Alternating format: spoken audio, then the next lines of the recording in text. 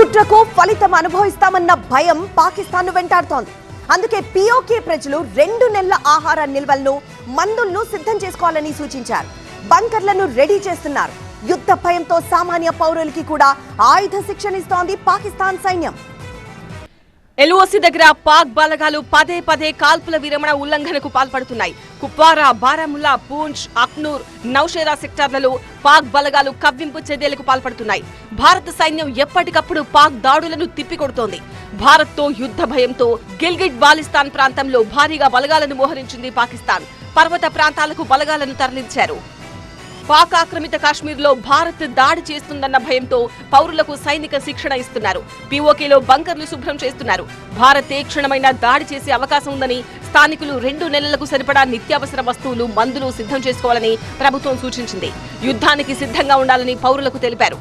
అంతేకాకుండా పీఓకేలో రిజర్వ్ బలగాలను కూడా రంగంలోకి దింపింది పాకిస్తాన్.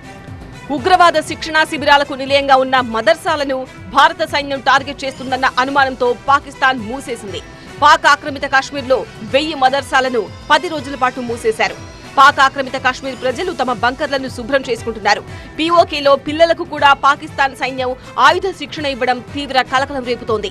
తమ దేశం ఉగ్రవాదులకు శిక్షణ ఇస్తున్న మాట నిజమేనని ఒప్పుకున్నారు పాకిస్తాన్ పీపుల్స్ పార్టీ నేత బిలావల్ భుట్టో. పాకిస్తాన్లో నీలం వ్యాలీ అంటే టూరిస్టుల స్వర్గధామం అని పేరు. కానీ పెహల్గాం దాడి తర్వాత నీలం వ్యాలీ మూతపడింది. టూరిస్టులు రాక నీలం వ్యాలీ వెలవెలబోయింది.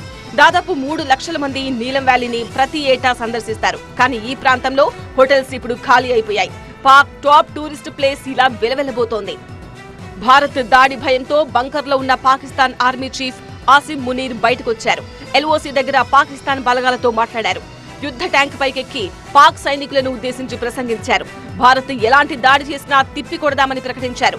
పాకిస్తాన్ ప్రధాని షబాజ్ షరీఫ్ తో పాటు ఇతర సెలబ్రిటీల సోషల్ మీడియా ఖాతాలపై భారత్ బ్యాన్ విధించింది.